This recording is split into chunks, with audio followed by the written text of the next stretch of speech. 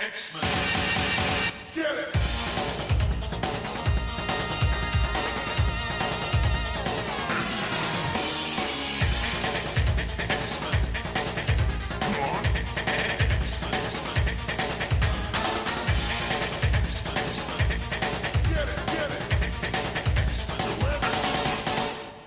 Hey everyone, and welcome to another exciting episode of Battle of the Atom. This is your weekly X-Men podcast where we rank every X-Men story from A to Z. I'm Adam. And I'm Zach. And Adam... Heyo, how we doing? Doing all right, though I've had a startling revelation. I do need to share it with you. Okay, startle me. We don't rank these stories alphabetically, and our intro implies that we might. Well, I mean, isn't it more just a pun on the fact that my name starts with an A and your name starts with a Z? I think people are smart enough to get that, right? I hope they do, but as I said it out loud, it did bother me because we more rank them based on the quality of the series from best to worst, which is different than alphabetically because I don't know what alphabetically the first story on our list would be. Astonishing X-Men Gifted. Oh wait, no, all new Wolverine starts with AL. Yep, there we go. Anyway, I don't know if there's a real shorthand way to say what you want to say. So I think we should probably just stick to the A to Z concept for the moment. What do you think? I mean, I'm fine with that because I've already memorized it. Okay.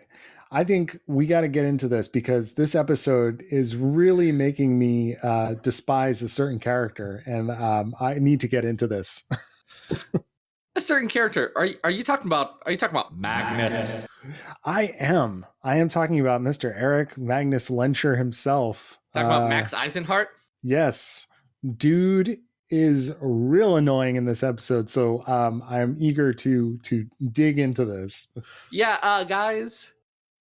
This is essentially going to be an interesting episode. In fact, we've got a new accolade that has been sent our way from the heavens. We have recently been rated the #1 podcast for reminding you of all the problematic things that Magneto's done. Yeah, this is the Magneto as a fascist hour. Buckle up, ladies and gentlemen. How did we get onto this topic? Well, we got onto this topic because Classic X Books went on over. That's his name. Went on over to patreon.com/XavierFiles. He tossed in some money into our old coffers. Keeping us fat, dumb, and happy. And in return, we are gifting him with a story built around his suggestion. A story in the form of a podcast episode. And do you know what his suggestion was, Adam? A story in which I am very disappointed to tell you that Magneto is not a dinosaur, and that is Magneto Rex. There's gotta have been dinosaur Magneto before, right? Like, I don't know, but we definitely not only need a dinosaur on the X-Men, but we need dinosaur Magneto at some point. I mean, even if I've been playing Mario Odyssey recently, and there's this great part where you can throw your hat onto a T-Rex and become the T-Rex. I just want to see a T-Rex with Magneto's helmet. I think that's reasonable. What game did you just say you had been playing? Mario Odyssey, Super Mario Odyssey, where he like throws his hat around. It's fun. No, I'm aware of the concept of Super Mario Odyssey, which is the way that people say that word. Adam, what did I say? Mario? You are such a Mario? New Jersey guy. Yeah, Mario. That's the most New Jersey thing I've heard you say on this entire podcast. Hey, it's a Mario. It's a Mario. I'm not Italian, by the way. I'm just doing my doesn't matter. This is Magneto Rex. This was a 3-issue miniseries from 1999, written by Joe Pruitt with art by Brandon Peterson. And boy, howdy, is this a thing of comics. Adam, how familiar are you with the Alan Davis late 90s run on X-Men? Not very much at all. I mean, honestly, I wasn't reading the book at this point. So, this ascendancy to king of Genosha, if you will, is I really only know about this, I guess, from Eve of Destruction, or are we? Yeah, Eve of Destruction is the end of this entire epic. So Right. in Alan Davis's run, there was the Magneto War, Mm-hmm. which was the time that Magneto said, "I'm going to flip the world upside down and flip the polarity of all the poles." Great And idea, Magneto. Great idea. and the UN, the United Nations, did decide based on that, well, our best solution for dealing with Magneto is to give him a control of a war-torn country that has specifically had very legitimate and like huge issues with racial slavery. I mean slavery between humans and mutants. So let's Yeah. give a mutant supremacist, a violent mutant supremacist with the means to flip the world upside down. Let's give him control of this island and see what happens. Yeah, it's a great idea. Guys, it doesn't go well. So yeah, Magneto's in charge of this island. And it's not great. This is the story of what happens when Magneto lands on the island and starts to be king. Yeah, he's got a little council with him. He's been assigned this little team of Philip Moreau, who's the son of the Engineer, Jenny Ransom, and Pipeline. There's also sort of a human dignitary here, and there's a plot here that involves Quicksilver being abducted by a leader of the rebels. These mutant people who, I mean, this is one heck of a 90s pastiche villain. I mean, like, not a lot going on here. We're talking about Zealot? This is Moreau's brother, right? Who we didn't realize he had a brother before. Yeah, his secret mutant brother Zealot, who has ambiguous earth powers. Yeah, I guess he can make like the earth come up and swallow you. Sure. Yeah, he was a boss in X-Men Legends 2, and that's the most I know about him. I think he got more characterization in that boss fight than he does in this actual issue. Yeah, he's a real like dumb looking character. He's got the mutate outfit, and so he's bald like the rest of the mutates, but he's wearing this like really stupid ear over the ear thing that then comes with all these tassels. I don't think it's hair. I thought it was hair for the longest time. Like, yeah, I think they're just ribbons or something along those lines. It's very strange. Bad. Now, to be fair, Zealot does bring up a pretty valid point of, hey, Magneto's not from Genosha. Magneto has nothing to do with Genosha. Why should Magneto be in charge of Genosha? Which I think Zealot's right in that particular argument. Oh, yeah. I mean, you could definitely see why Magneto should not be in charge of this particular nation state. But at the same time, it doesn't seem like anybody really has some good ideas here. And there are acolytes hanging around. Fabian Cortez is here for some reason. Amelia Vogt doesn't really seem on board, but she's here too. That's pretty much her MO, though. Yeah. There's a new robot sidekick that Magneto has. Yeah, he's had him. Are you talking about oh crap, what's his name? Hold on. It's a pun. Or Ferris. Ferris. Yes. Yeah. Also, Rogue is here trying to say, well, me and Magneto almost hooked up this one time, so maybe I can make him good. Yeah, that doesn't go so well. Doesn't go well at all. Rogue does not make this happen. Why do people keep pushing this? I don't get it. I don't understand it either, but it's something that just kind of stretches throughout the 90s. And I think it's basically just an affection for that uncanny storyline around 275. I feel like even more than that, it's affection for Age of Apocalypse. Yeah. Where they had a kid. And that's cool. But Age of Apocalypse was very specifically a bad future. Right. We should be avoiding that. Yeah. So we get, your out and out parallels that Magneto is once again becoming a fascist. Yeah, we should mention for people, just due to the nature of these being stories about Magneto taking over the world and the certain parallels that other writers are going to draw with this and his history.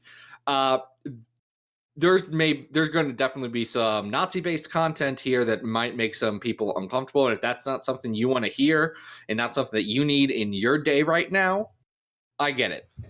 We can catch up next week. You'll figure out. We'll post online where these things get ranked like we do every week.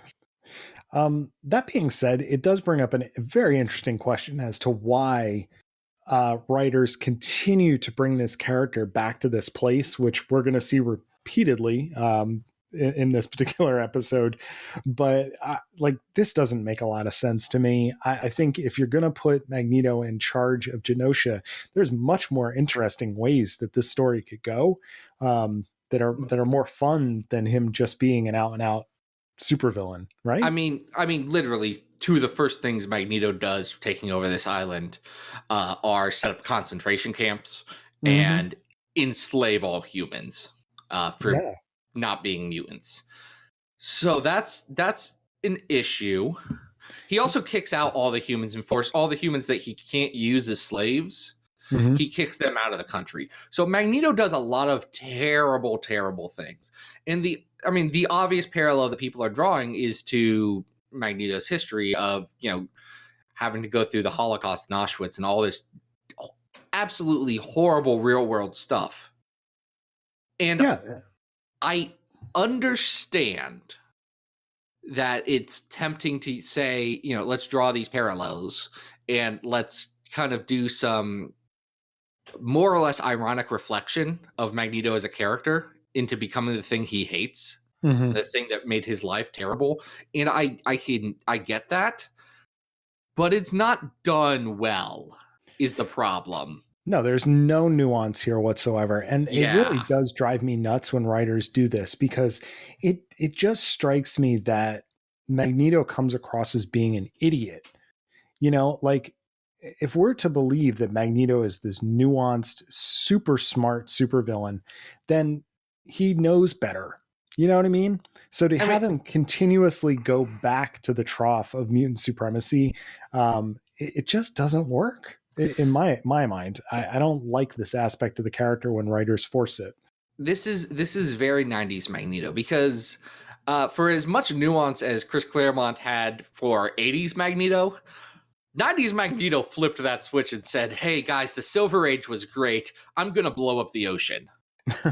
Right. And that's 90s Magneto, like, pretty consistently, even at his most nuanced in the, Mutant Genesis, the first 3 issues of X-Men Volume 2, he's still a pretty bad supervillain who's causing, like, EMPs to go off and all this stuff.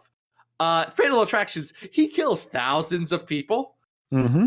He just murders so many. In Magneto War, right before this, he threatened to destroy the entire world unless he got his way, like my 3-year-old would. So this is not a great take on Magneto.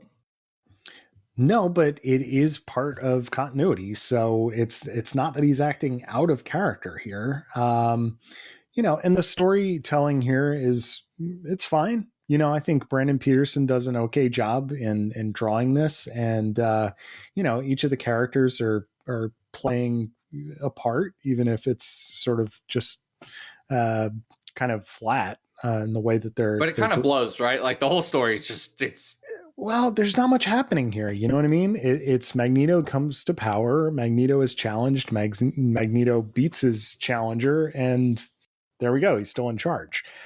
So not a huge shift here. So I don't know. I don't hold this in high regard. It didn't seem essential to me in any way. I can say that this is not the worst Magneto solo story that's ever been written. No. Which is good, because we have that on our list. In fact, we have 195 X-Men stories on our list, do we not? We do. And at 165, we have another Genosha-based story that we covered recently, which is Cable 26 to 28, The Long Way Home. I thought that was better than this. What do you say? Yeah, no, I'd read that. I'd read that all the time more than this. All right. That has the Sugar Man.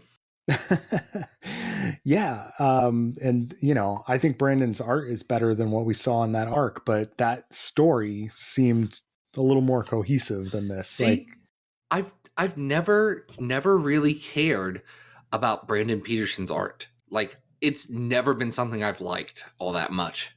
It's something I think I've come to appreciate, especially his contributions to like Executioner's Song. His style is very different here than it is in the early 90s. But I don't know. I don't think he's a bad artist by any stretch of the imagination. He kind of has a Kubert kind of thing going on in the way that he structures his faces and his, his anatomy and things like that. I honestly think a lot of my problems come from like mid to late 2000s Brandon Peterson, where I got the most exposure to him, where he has a very computer rendered feel. And I don't know how much of that is the coloring versus how much of that is, I think he was getting into digital art and stuff at the time. And if you look at it, it's in that uncanny valley. It's in that, no, I get it. I can't point to where you are technically wrong on this, but something doesn't feel right, man. Sure. All right. So we know it's going to be lower than 165. How low do you want to go? I think this is better than 191 Magneto Volume 1, the Magneto story about Joseph. Yeah, and they do make a point of saying that the Joseph stuff is over as part of this. He died in Magneto War right before this. Right. So that whole nuanced Magneto arc is done. Is it better than Eve of Destruction, which is the sort of tail end of this particular story? We have that at 187. It's probably, I know it's better than What If Wolverine was Lord of the Vampires during Inferno. Yeah. But like I'm looking right above Eve of Destruction. You've got the Silver Age Avengers versus X-Men. You got the Shatterstar Saga. You got Psylocke and Archangel Crimson Dawn. You got the first 6 issues of X Factor, and I think that's my ceiling, is those first 6 issues of X Factor. Those aren't good, but I think those are better than this. I do too. So is this our new 184? 184 would be... that would put it ahead of Crimson Dawn. Crimson Dawn is bad too. Yeah. Crimson Dawn is silly bad, while this is boring bad. I think I might have liked the art in Crimson Dawn better than this, despite the contortions they put Psylocke through. How do you feel about this compared to the Shatterstar Saga? This does have a beginning, middle, and end, so I think it's gotta get points for being a little bit better than the Shatterstar Saga, which is what? Okay, so for being an actual narrative, yes, this will be our new number 185, Magneto Rex. Hey, fun fact about the Shatterstar Saga. You know the guy who wrote the Shatterstar Saga? No. Jeff Loeb? Oh, yes. You're aware of him? You know that he just greenlit a Dazzler show? Dazzler and Tigra. And it's being advertised. Is it not Tigra?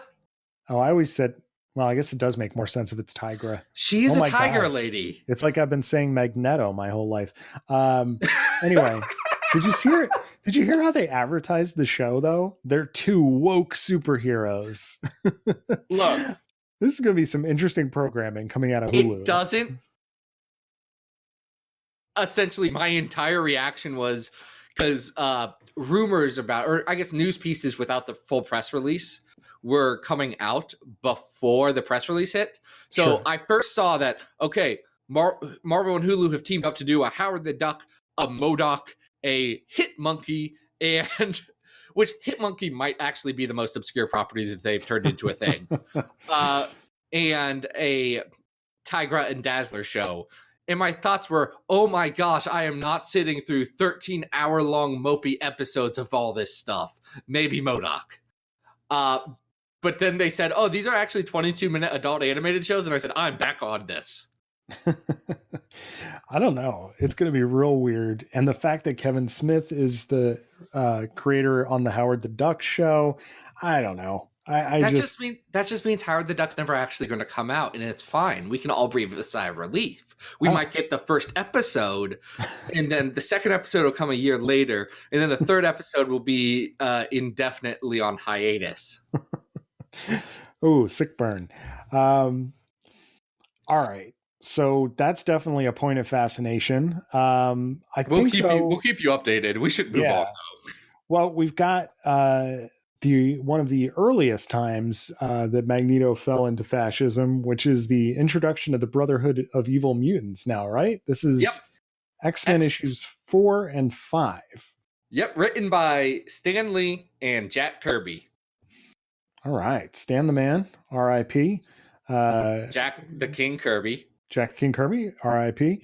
And not Jack's best work here. No, either, you can tell which books Jack Kirby cared about, and they were called Fantastic Four. And you can tell which books Jack Kirby would leave by like issue 9, and that's X-Men. Yeah. This is some stuff here, but we do get introduced formally to the Brotherhood of Evil Mutants in issue 4, which at this point consists of Scarlet Witch, Mastermind, Toad, and Quicksilver. Led by Magnus. Led by Magneto, and they're kind of a fun bunch to hang out with. Here's what I like about the Brotherhood of Evil Mutants in the Silver Age. Yeah. It's not Toad and it's not Mastermind because they suck. Toad, I'm really sorry. How did Toad get into the first X-Men movie? Like, it's a great question. Because they didn't write that with Ray Park in mind. They just got lucky. But like, he's Toad. Yeah, it's the worst. But if you go back to this era, like he is always the Igor to Magneto's Dr. Frankenstein. Like he's always there, kind of like, oh, Magneto and I are going to be best friends, yay! And so he's Magneto's Toady. Yeah, exactly. Well done. Well, I didn't make that pun. Stanley and Jack Kirby made that pun in the 60s. I'm just shedding light on it. So you like the Quicksilver Scarlet Witch angle? I do like Quicksilver and Scarlet Witch, and on this team, and the reason why I am pretty vocally and adamant not a big Quicksilver and Scarlet Witch fan. Yeah, they just don't push my buttons. But in this era, they are anti-villains. Right. And that's super interesting. Like, spoiler alert for the end of issue 4, a story that came out in 1964. Quicksilver looks around and makes sure Magneto's not looking and says, no, I'm not going to let Magneto detonate multiple nuclear weapons. That's so stupid. I hate my boss. He runs through quick, gets rid of him and says, sorry, guys, and runs away. And that's pretty great. Yeah. Yeah, and I think that's an ongoing subplot is can they get Quicksilver to join the X-Men? But he's trying to protect his sister. So this is a wacky, like both of these issues are jam-packed with stuff happening. You've got Magneto stealing battleships, taking over an army and a castle, and there's a takes over a small South American nation. Yeah. Just does it off panel, more or less. Yeah, so we've got the X-Men trying to like invade his castle. There's troops that are defending this castle. Professor X sacrifices himself to save Beast at one point and gets knocked out cold. There's, like you said, Quicksilver disarms these nukes. And then we get a whole nother issue that even more stuff is happening because we get round 2 of these guys going at each other. And this one goes into space to the first incarnation of Asteroid M. It does have Asteroid M. It also has a weird amount of escalation. Like, let's legitimately pretend that we are Ed Piskor and let's lay these out. And I really wish I would have gone to my long box and pulled out Ed Piskor's very good book, which name I'm completely Grand Design. X-Men Grand Design issue 2, because I want to reread what he did to make sense of this. Because here's the progression of the plot: Magneto steals a battleship. Also, the Danger Room gets introduced. It's a bad gymnasium. Also, Magneto mistakes Angel for a seagull, and that is an amazing moment in comics history that I absolutely loved. Silver Age Magneto is such a dum-dum. He's so stupid. Magnus, what are you doing, Magnus? What was that? It must have been a seagull. He steals the battleship, goes to a South American country, takes it over. The X-Men come to his castle, fight the Brotherhood of Evil Mutants, stop him from letting off 2 nukes. Mm-hmm. Magneto then enacts a plan to have Toad infiltrate a track and field competition that This is they're my watching favorite on part. TV, This is and my that the favorite X-Men part. are very excited about watching, except for Cyclops, which he's acting like a jerk about it, but also track and field is only interesting to watch once every 4 years, and even then it's not that interesting. But they watch it, say, oh man, I bet this track guy is a mutant, which is a very Stan Lee and Jack Kirby kind of plot. Go to the track stadium. Get this track star on the bus with them. Find out that he's wearing a Mission Impossible style rubber mask. And that hits Toad. And then Angel gets captured by Magneto's flying magnet ship, sent into space. And then the X-Men also follow into space using a trick and a ruse with Toad and blow up Asteroid M and save Angel, and that's it. Yeah, we also find out that Iceman can like connect 2 parts of Asteroid M with an ice tunnel, and they can survive in the vacuum of space. That's pretty wicked. So there are some interesting firsts. Oh, in wait. this. Oh wait, They go also ahead. they also graduate. Oh yeah, they graduate because Professor Xavier was just tricking them. I was forgot. just messing around, guys. I was fine that when I blew myself up on that door. I'm good. Guys, I was lying to you about my traumatic brain injury. I do still have my mutant powers. And I wanted to see what you would do against this nuclear arm wielding crazed menace named Magnus. It doesn't go great, but there are some interesting firsts that I like. Oh yeah, I think we forgot to say the issue, Morgan. The X-Men are graduated, and it's issue 5 of the series. Yep. Yeah, they even have an editor's note at the end to be like, wait, more adventures are to come, even though they just graduated from school, and we've only seen these characters for 5 issues. Yeah. Oh boy. But there are some firsts, obviously, the Brotherhood of Evil Mutants, the Danger Room, Asteroid M, and very interestingly, this is when they figure out what Beast's deal is. You read the first 3 issues, he's the Thing. He's dumb and strong. And here they say, what if he's smart and strong? And it works. That's a good Beast. That's good. That was a great choice. Now they just have to make him blue and a furry. Yeah. And they'll get there. But there's so many like fun little quirky things here. But because there's so much going on in these 2 issues, it's hard to track. You know what I mean? Like you're talking about this escalation, and each page it just is like, whoa. These are scenes that in a contemporary comic would take an entire issue, and they take a page, if that. To develop a huge plot point. It was actually interesting when I was reading it. I was noticing that, like, I would expect this to be a page turn, not a transition to a different scene. Like, right. It feels like they're just kind of making it up as they go along, which I think they were, but.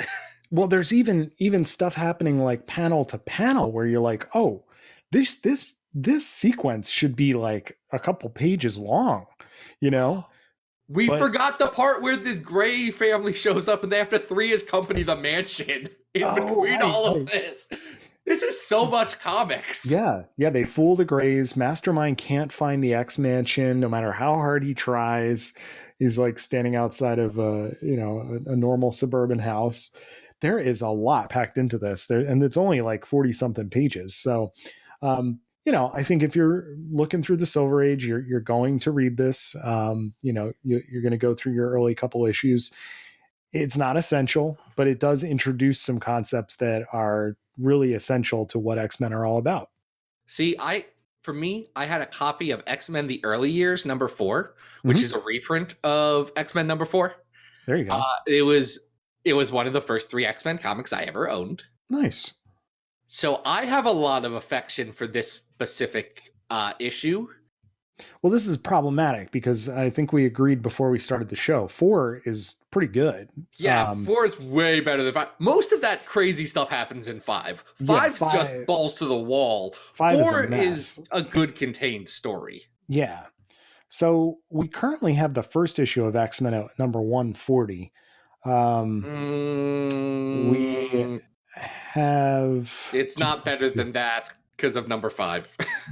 And it's definitely not better than the Wolverine bar issue with Nightcrawler being naked on the front. So, well, we have the Blob and Eunice rob a bank and then turns into a Lucifer story at 172. That's Uncanny 20 and 21.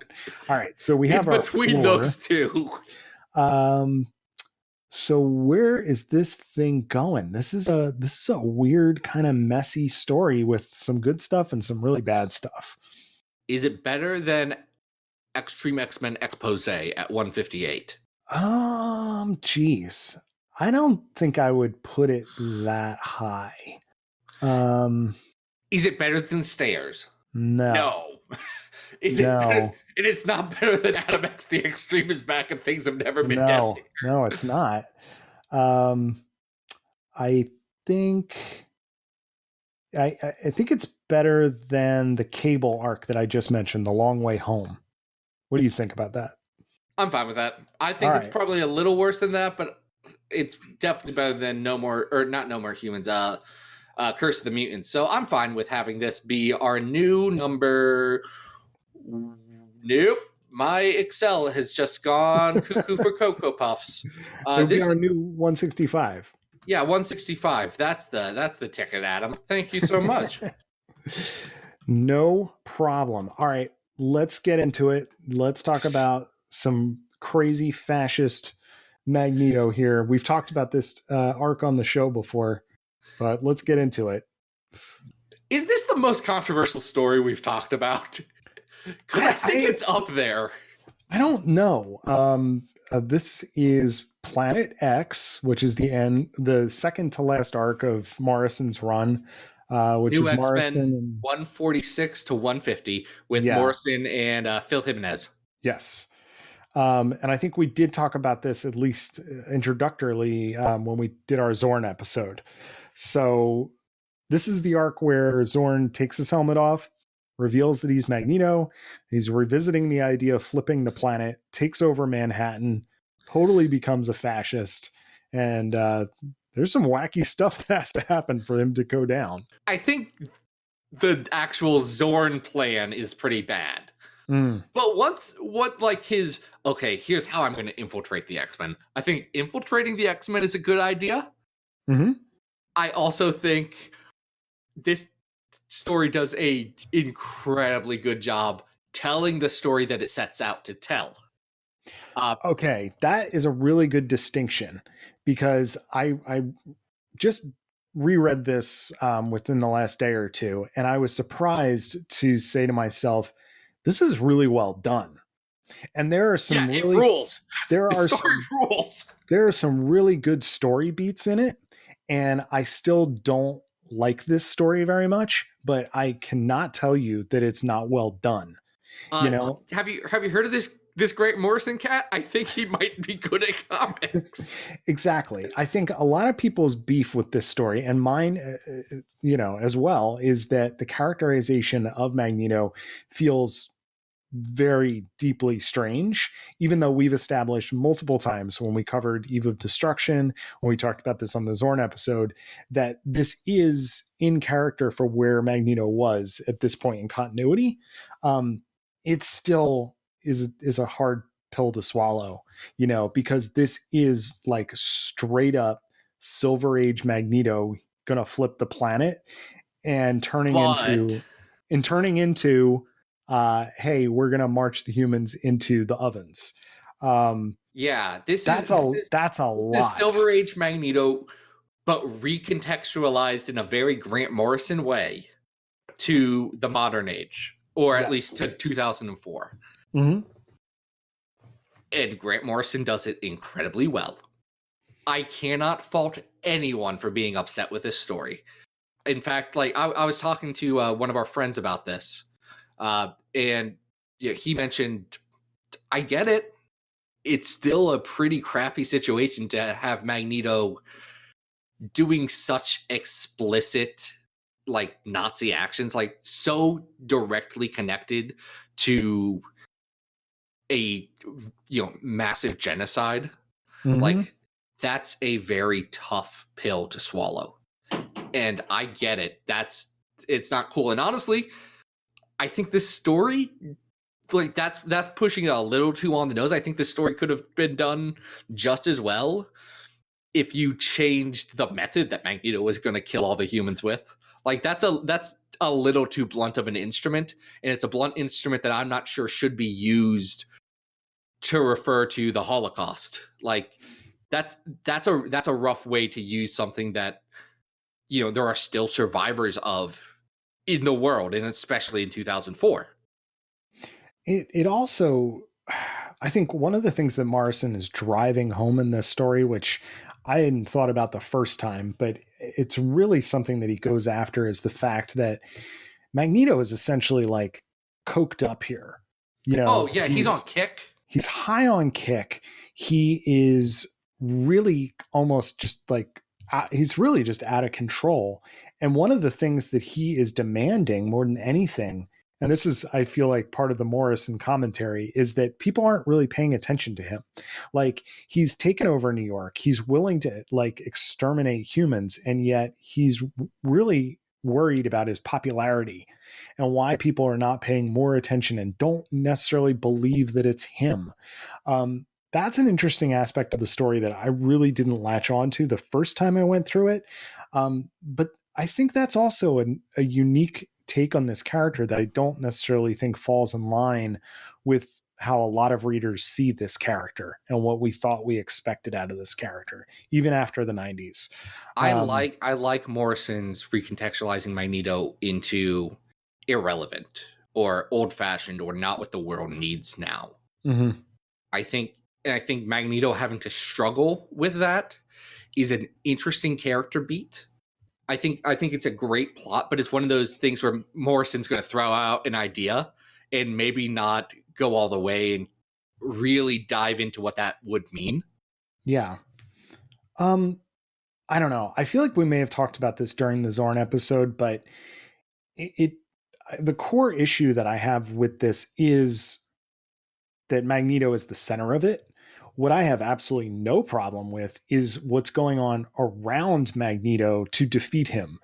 Because it's great. Because like, Grant Morrison's good at superhero comics. Yeah, the Jean and Wolverine stuff is really great. The Cyclops and Phantom X stuff is great. The Beak coming back is with his titanium baseball bat. I mean, like all of that, it works so well, and it's told so well over the course of these 5 issues.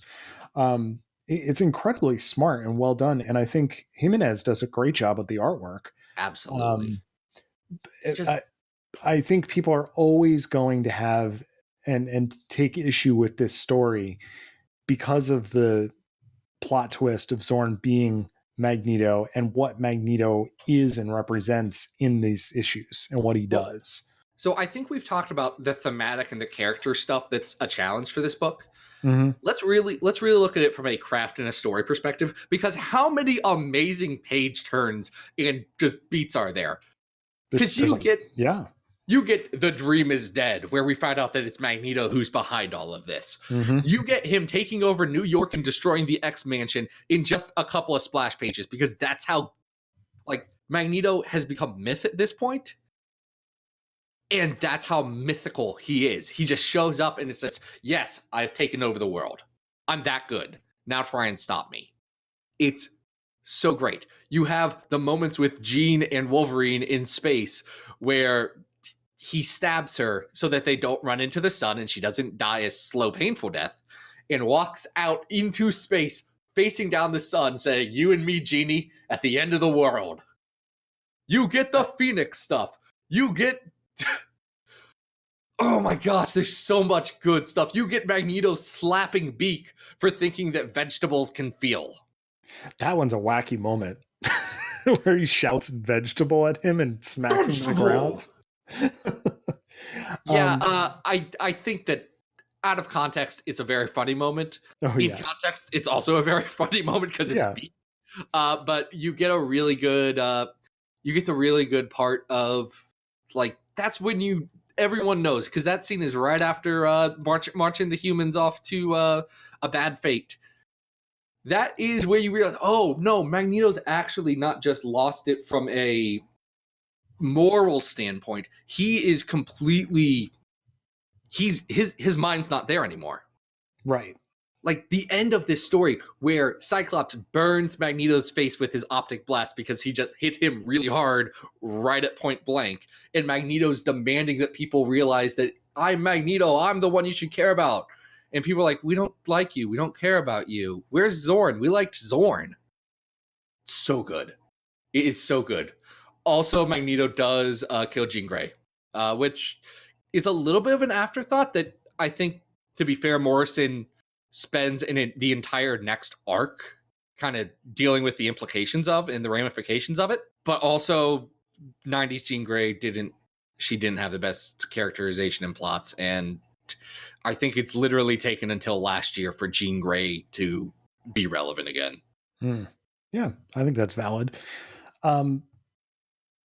I think from a craft perspective, there's no way that you could look at this and say that it's poorly done.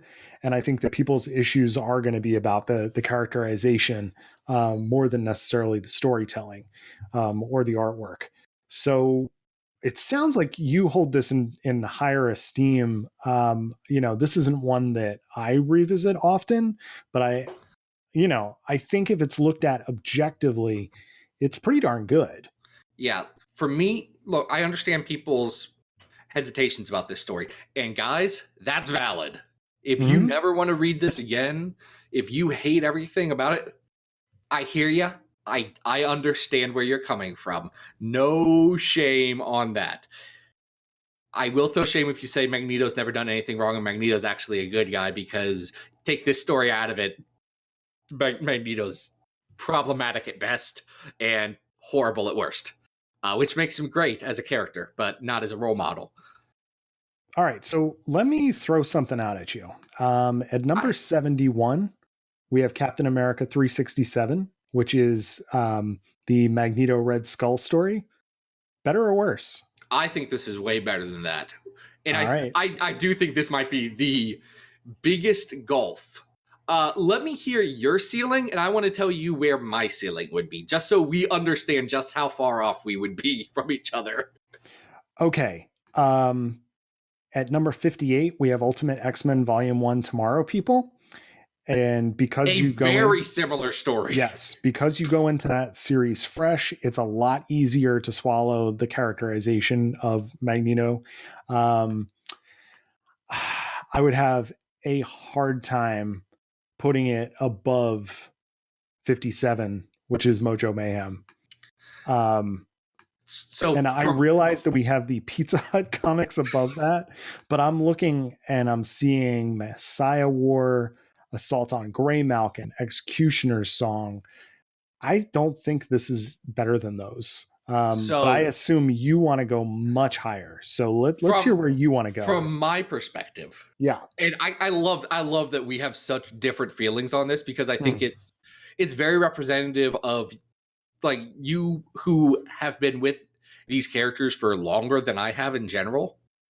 And me who tends to think a bit more in, story structure in larger, like a meta sense of things, which is the exact opposite of how we can approach art, because I don't know anything. And you're like, oh man, this line works really tight here. You can see how he did this thing here, because you actually know that stuff, which is great. It's what I appreciate about you. But legitimately, I think this is probably not as good as number 19, the Brood Saga. But that's the only one I can say for sure, which is a wild shift compared to where you're at. Oh, yeah. Jeez.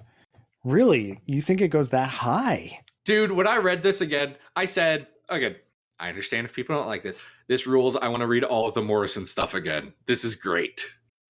So we are in an interesting spot. I think this is This is new territory for us.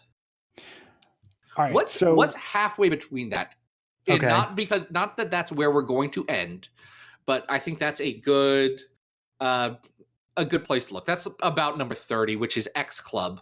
Mhm. I can see the argument for this going below X Club. And right above that, we have New X-Men 127, which is the standalone Zorn issue. I think this probably isn't better than the standalone Zorn issue. I think that standalone Zorn issue is better than this. Yeah, okay. I'm willing to reassess based on that, because this is not the best story in New X-Men. It's probably not the fourth best story in New X-Men, if I'm being realistic, because E's for Extinction exists and several other good things exist. Yeah, I mean, you're talking putting this ahead of some real classics. Let me throw this out here. Yeah, go ahead. X Factor Volume 3, number 1 through 6, The Longest Night, which is the first arc of the David X Factor investigations. Yes. I think this is better than that, and I definitely think this is better than Giant Size and the Daddy Cable Bugs President arc. Okay. All right. So now I'm going to find a new ceiling. And I'm kind of surprised that you want to put this ahead of the Sinister Gillen stuff. Oh no, that would be behind the Sinister Gillen stuff. Okay. This would be, I would say, the new 40. I would propose the new 46. So put it behind Examinations? Behind Examinations, but above the first arc of the David X Factor investigations. All right. I think that is a solid compromise, and I agree to your terms, sir. Guys, this has been a wild trip, and I'm pretty sure no one listening is happy. Well, hey, if you're a Planet X hater, come at us. Like, let's get into it. You know, honestly, I would love to have good, reasonable, level-headed discussions about this story, because there's a huge amount to unpack, and I don't think there's a lot of wrong opinions that can be had about it. But more, it's very interesting comics, and I think more than anything else, Morrison gave X-Men every issue something to talk about and something to unpack. Absolutely. A lot of stuff going into this. Even what leads into this story is insane. So yeah. Oh, you're talking about the murder at the mansion? Murder at the Mansion, Weapon Plus. I forgot about Assault on Weapon Plus. Dang. Yeah. Guys, why is this not... Adam, why did we not do a Morrison podcast? Because there's only so many issues of it, and we can't just do that every single time. Couldn't we? All right. So we've definitely established with this episode that Magneto is while nuanced in many ways, is never right. Magneto's a jerk. Yeah. And people say Professor X is a jerk. Magneto's definitely a bigger jerk than Professor X. Professor X is morally bad, but generally actionably good. Sometimes he's actionably bad, but Magneto is, he's doing some stuff here. Yeah, that's great. This has been great, guys. Let's finish up this episode, because I think everyone is ready for us to stop talking about Magneto. Let's take a breather, folks. Good breath, everyone, and hold and release. So, first off, I want to thank Classic X-Men for his great suggestion of Magneto Rex that allowed us to talk about better stories. Thank you so much for that. If you want to be like him, you can go over to patreon.com/XavierFiles. You can toss in a couple of dollars a month, and you'll get an entire episode crafted for you from us. And that'll be cute. Adorable. It'll be a nice chibi episode that you can, you could put it in your pocket. You could put it in your pocket. Absolutely. Adam, where can people find you online? Guys, you can always follow me at adamrec.tumblr.com. No, you would go to my website at adamrec.tumblr.com. You can follow me on Twitter at Arthur Stacy. And I just put up on the Big Cartel store, which is adamrec.bigcartel.com. If you want to pre-order your copy of Bish and Jube's Attack on the Mansion, I will be shipping those out at the end of March. So hopefully you'll get a copy. Zach, where can people find you? Well, thank you for throwing it back to me. I know that's been a struggle for you. I know. Sorry.